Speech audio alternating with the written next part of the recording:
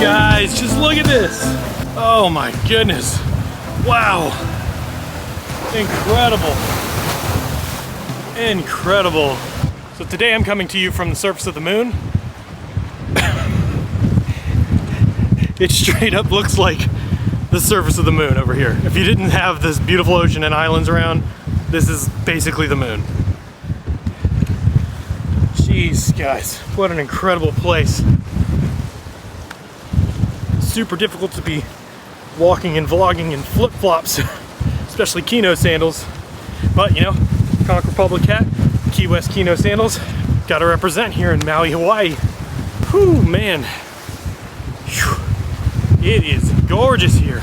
As I just mentioned, I'm coming to you live, not really live, but I'm coming to you here from Maui in Hawaii, specifically the Ritz-Carlton Resort. Man, goodness. It is windy, so hopefully you can hear me well enough. I wanted to come to you guys today to show you some sights and sounds from one of the most beautiful places on earth. My goodness, this is definitely one of the places that gives the Florida Keys a run for its money. That is for sure. Because, I mean, you got like, over here you got like pine trees and mountains and stuff, and then you got the blue ocean and all that. It's like, woo! Just got sprayed with some sea mist there. It's like Colorado and the Florida Keys had a baby. It's a very unique climate out here. But yeah, I wanted to come to you guys today to show you all this beautiful stuff, as well as to reflect on my photography career. Because I'm talking to you guys a lot about cameras and video settings and photography tips, photography basics, camera basics. I'm going to be doing a lot more of that stuff in the coming videos, but I wanted to give you some context on who I am, why my opinion or thoughts matter on these things, and that's for you to decide. If you don't care about what I have to say, more power to you.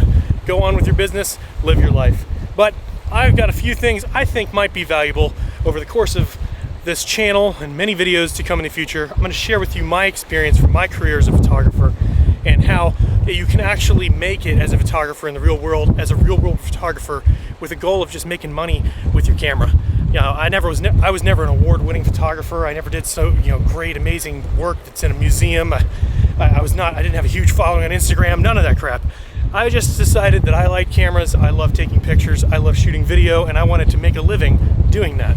No, not driving Ferraris and living in mansions kind of living, just being able to pay my basic bills and contribute to me and my wife's life with something that I love. And I feel like there's far too few examples of that online, of what it really is like in a real world setting to actually make money with your camera for a living, and what actually matters when you're doing that versus trying to get perfect photos and perfect everything and be perfect with everything. Because perfection will get in the way of you being able to make money, and it'll get in the way of being able to satisfy your clients. I can tell you that right now. So let's go ahead, find a place to sit down and chat and talk about my photography career to give you guys a little bit of perspective on where I'm coming from with everything I have to say. All right, let's get to this story. Got a few tourists nearby, so pardon their noise. And not like I'm not a tourist, so what am I saying? But yeah, so what's the deal with me as a photographer, huh? Why should my opinions matter? Do I actually have any real world experience? Well, yes, I do. I started out as a photographer back in the year, I really started out learning in college, when I was in college from 2008 to 2010. And I graduated in the fall of 2010. And I had used my time in college. I didn't study photography. I studied a broad degree of communications, and I took a couple of photography classes. But I'll say that I learned more with photography by practicing and getting out and shooting and watching YouTube videos than I ever learned in the actual photography classes of college. So take that for what it's worth. But yeah, so I learned most of what I did. I built my portfolio as much as I could during college, shooting free. I did a lot of free work for couples that were getting engaged, and I shot a couple of weddings just for free to just start getting some actual photos into a portfolio that I could put online, because that's the most important thing when you're starting out, just getting something together to show that you've photographed people professionally before, and you got to build up a portfolio by doing stuff for free at first to be able to do that, and so you can learn and take chances and take risks while you're perfecting your craft when you're not charging people for money, and that helps you avoid lawsuits. But like I said, I graduated in the fall of 2010, and I grew up a huge hockey fan, Washington Capitals fan, and as some of you know, and I grew up playing hockey. I played at a pretty high level. I played against some players that ended up in the NHL, and I played against TJ Oshie, who actually plays for the Caps right now. And it was my biggest dream when I was graduating college. I thought to myself, man, I want to be able to be a professional photographer. I want to be able to make money for a living doing this.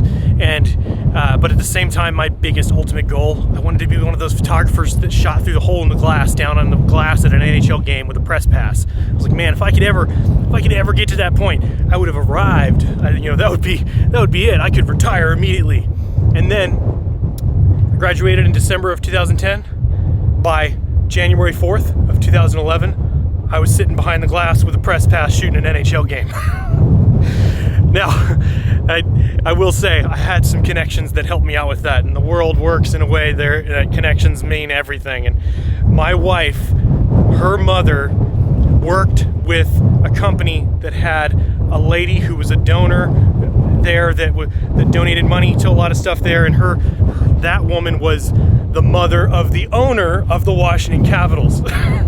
Super lucky coincidence to have that happen. But through that connection, I was able to email Ted Leonsis, the owner of the Washington Capitals. I was able to email him and actually ask, just to say, hey, I mentioned the connection about his mother-in-law. It was actually his mother-in-law, not his mother. I was able to mention the connection of how I knew her, and he responded to my email. And I asked him, I said, you know what, I'm a college graduate. I really want to get into sports photography. I want to try to build a portfolio up. Would it be all right if I photograph a Caps game? Would you be willing to give me a press pass? And he went for it. Sometimes, ask not and you'll have not. So sometimes it just pays to ask, even if you feel like you're being a total dweeb or noob by doing that. And I just asked, and he gave me, he sent, and he forwarded my email to a guy named Kirk, who was the PR director for the Caps. And he said Kirk would handle it, and Kirk emailed me, got me a press pass, and within literally 2 weeks of graduating college, I was accomplishing my greatest dream of photographing a Caps game, an NHL game at all through the glass, but much less an actual Caps game in DC, where they play, the home rink, where I went to so many games as a kid and was a huge fan. So I got to walk around underneath of the arena, by the locker rooms, right by the Caps locker room doors, passing some of the opponent team's players. It was the Tampa Bay Lightning playing that day against the Caps, and I was passing by some of the players walking around in their full gear, seeing a bunch of press members that I watch on TV when I watch Caps game coverage, and I was just like doing everything I could to hold it in and not be like a giddy fan. I was trying to act professional. And it was the most difficult thing ever. But man, what a cool experience that was, to be able to go and get down on the glass, shoot through the glass, get photos of the Caps, of Ovechkin, and all the stars that play for them, if you know anything about hockey and the Capitals. And man, was that an experience that I was just cherished for the rest of my life. And I ended up actually being able to shoot 2 more Caps games down on the glass, as well as a Flyers game in Philadelphia for Inside Hockey Magazine. Through that ability to get some photos for portfolio with that friendly interaction from the owner of the Caps, I was able to take those photos and then reach out to the publisher of the Inside Hockey Magazine, and I was able to, through that, be able to make a connection and be able to start shooting freelance for them. And I did a couple of more games, and it ended up being to where you only got paid like $75 to photograph a game. And when you added up the total cost of like driving into the city, parking, paying for parking and food and all that stuff, you end up losing money on it. But so after I did it a few times, it was like, man, it was a cool experience, accomplished a dream of mine to do it, but at the same time, it's not worth it to keep doing it monetarily if I want to actually make a living from photography. So I stopped doing it. But what a cool accomplishment to be able to have, done within the first couple of weeks of graduating college. And I just will always cherish that. I think I've shown in a previous video when I did the house tour, I have a cork board where I have all the press passes from those games hanging on the cork board. And that's super cool to be able to have those still. But so going on from there, from that point on, I'm thinking like, what do I do? How do I make money? I accomplished that. What's the real world way to make money? And I thought, well, I like doing video and photos. Maybe I can do music videos for budding musicians and do like album artwork for musicians. I thought that was like a really cool thing to do. And so I actually ended up shooting a few different album artwork pieces for a few different musicians up in Virginia, where I was living after graduating. And I made a connection with a guy named Mitch Rossell, who in Nashville, and I went down there. I emailed him.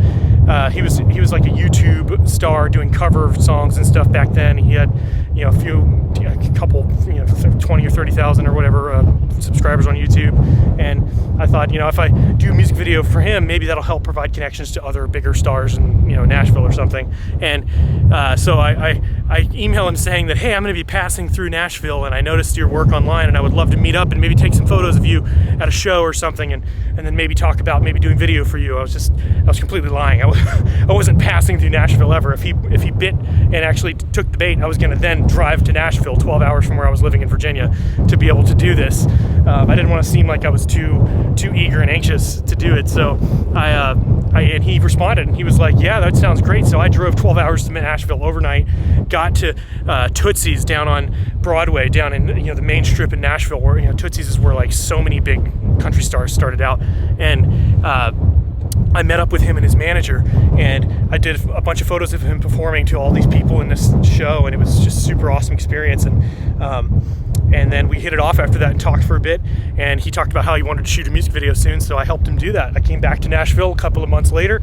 We shot one music video. It was for a song called Praying It Don't Rain, and that video did really well. It did several 100,000 views on YouTube, and then we went on to shoot another music video called Perfect, for a song called Perfect, that really did a great, you know, had a good turnout on YouTube. And then it was around that time that my wife and I decided we wanted to recalibrate and start working towards her dream of becoming a Chick-fil-A owner. So I stopped working in that realm of trying to make it with YouTube videos. So I parted ways with Mitch at that point. But if you don't know who Mitch Rossell is, he's currently the writer of several songs on Garth Brooks' most recent album.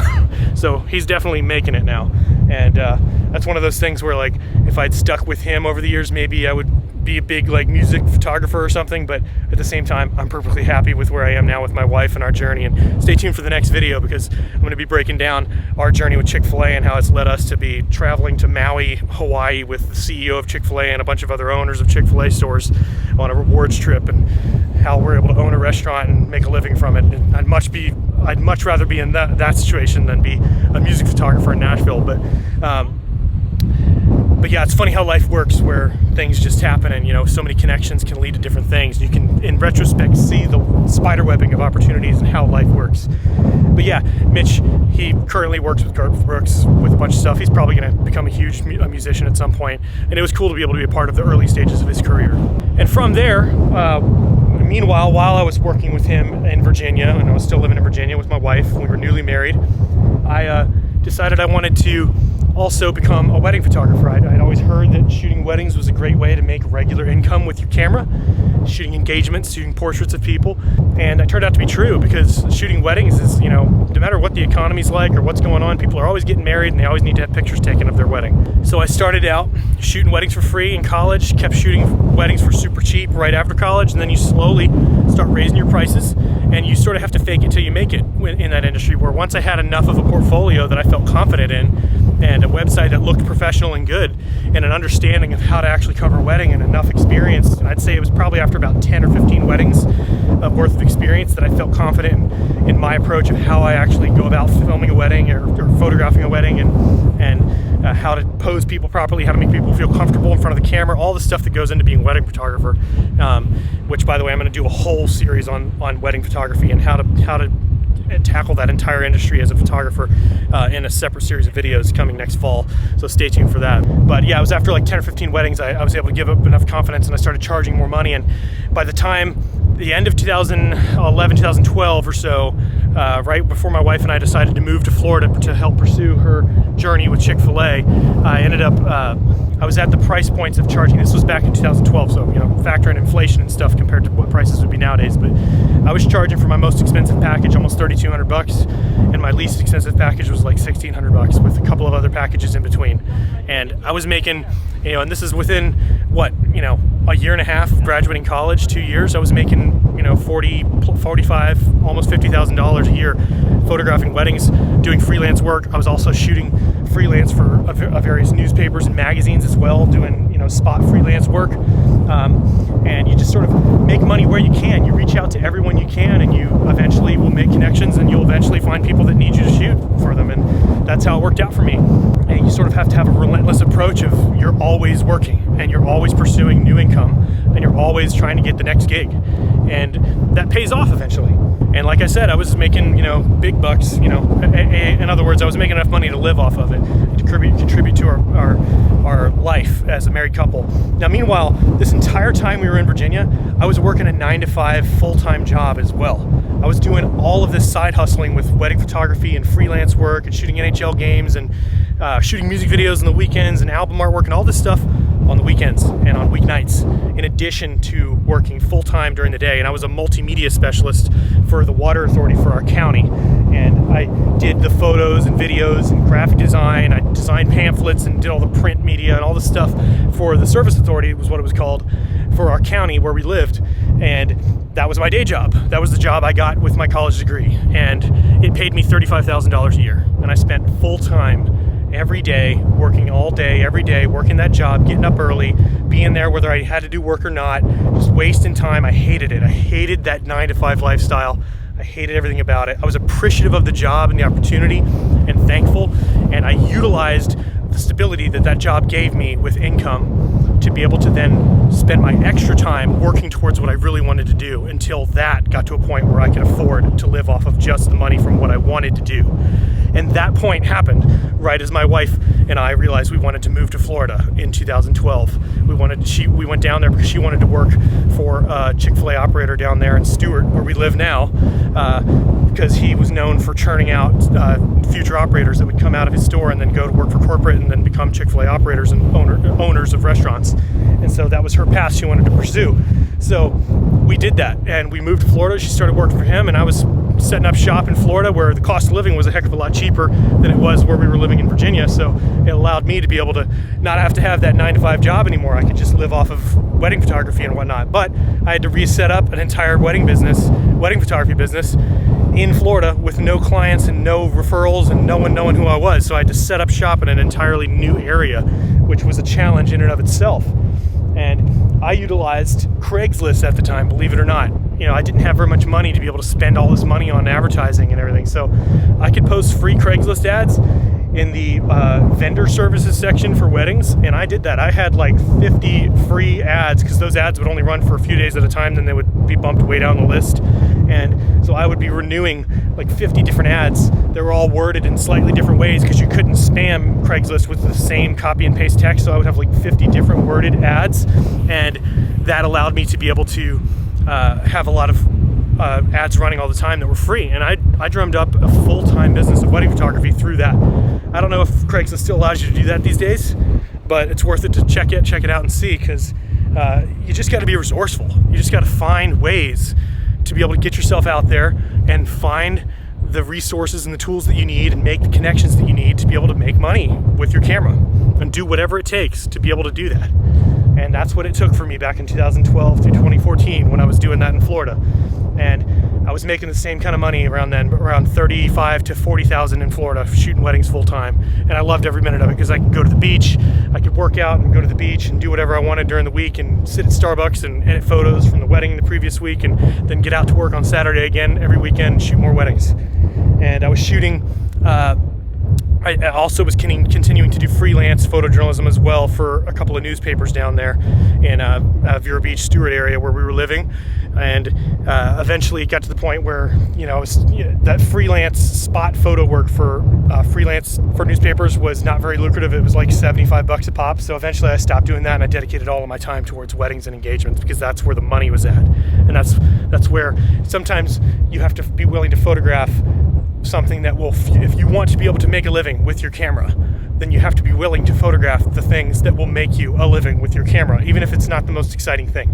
I enjoyed shooting weddings in many ways, but at the same time, there's a lot of difficult parts of shooting weddings, and I grew up as an introvert mostly, so having to be like the director of the show at a wedding, where you're the one moving it along completely as the wedding photographer, that was a big learning curve for me, and it was worth it, because it made me a lot of money, and I was able to make a living doing what I loved with a camera. But like I said, you got to be willing to shoot what will make you money, and weddings for me seemed like the easy bet that was just recurring income constantly. And I recommend, for you, if you want to be able to make money with your camera, definitely consider being a wedding photographer. But from then on, from 2014, that's when my wife actually got accepted into the program where she was able to travel for corporate Chick-fil-A, working for Chick-fil-A. And again, stay tuned for the next video where I explain that more. But she was working for Chick-fil-A, and I sold all of my equipment. I sold everything I had. I wanted to support her. I knew that I would eventually be a stay-at-home dad, and I wanted to just, make sure that her dreams happened with Chick-fil-A, because that would be the ticket to us financially being completely set. And so we spent a lot of time over the course of 2 years, from 2014 to 2016, traveling the country every couple of months, working in different locations for different Chick-fil-A restaurants for corporate Chick-fil-A. And I say she was, and I was just along for the ride. And I had to, for the first couple of months of that program, I had to honor the weddings I had booked. I couldn't just refund the deposits for all the weddings I had shot. So I for literally the first 6 months of that program, when we were moving every month pretty much, I was flying back to Florida every weekend from wherever we were on assignment across the country to finish out shooting the weddings that I had to shoot. I lost a ton of money on that, but I made sure the clients were happy. I didn't leave anybody upset. I didn't cause any lawsuits from that, and I did the right thing. And sometimes that's what you got to do as well. And for me, it ended up working out because my wife became a Chick-fil-A operator through that program. And then we moved to Texas, where she owned her first restaurant, and we lived out there for a couple of years from 2016 to 2018. And I took up wedding photography again while we were there, and I shot a bunch of weddings again. And in the end, after the grand scheme of everything, I stopped counting, but it was somewhere north of 300 weddings, 300 that I had shot over the course of those different chunks of time, having started brand new wedding photography businesses in 3 different places with no prior referrals in those locations, which is super difficult. But if you want to be able to do it, you have to be willing to do what it takes. And you have to have a relentless mindset.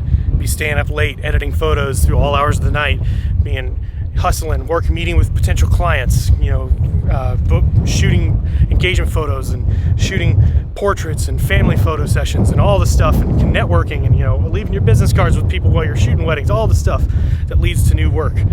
And I'm going to break that down in future videos of how you can do that. But yeah, so once we finished up our time in Texas in 2018, when my wife got the opportunity to own the current Chick-fil-A she owns in Palm Beach Gardens, Florida, just south of Stuart, we were able to move home and move back to Stuart, where we were from before the IM program, traveling for Chick-fil-A corporate, and we were able to move back home, and that's where we had Claire in Texas. We brought Claire, our daughter, back home to Florida, and that's where we live now. And through those opportunities to Chick-fil-A, it enabled me to be able to now start this YouTube channel and be able to bring my experience of photography and the real-world perspective of how to make a living with it. That's my goal. I've been teaching guys a lot about the A7C, how to shoot great video with it, how to shoot photos, and I've been teaching a little bit about photography basics. I'm going to continue that series as well. I'm going to break down a lot more in regards to photography and video as well, and hopefully you guys will get some value out of it and be able to open up your dreams to be able to make a living with your camera. Because to me, if you're a photographer or a video maker, that's the ultimate, right? Who cares if you win awards for the best photos or have artwork printed in museums or whatever? If you're able to take the camera you own, head out and make money with it, and be able to put your dinner on the table with that, and be able to make enough money to feel comfortable and just live a regular life without having to answer to anybody else than yourself as your own personal business owner, that's the way to live. I don't care if it's just a honest, simple life. It's still worth it. But now I'm able to spend all this time making these crazy videos for you guys, and to be able to have this awesome two-way connection with you. And that's all a result of all the hard work and over the years of working with being a photographer and helping support my wife, and then my wife succeeding with her career. And now we're in a place where I can bring all this to you guys and hopefully help you guys become your own wedding photographers and business owners and whatever you want to do. This is going to be a two-way street with communication, and I appreciate you guys being here. I hope you've enjoyed this video. Stay tuned for the next one for sure. More sights and sounds from Maui. But all right, I'll see you in the next one, guys. Later.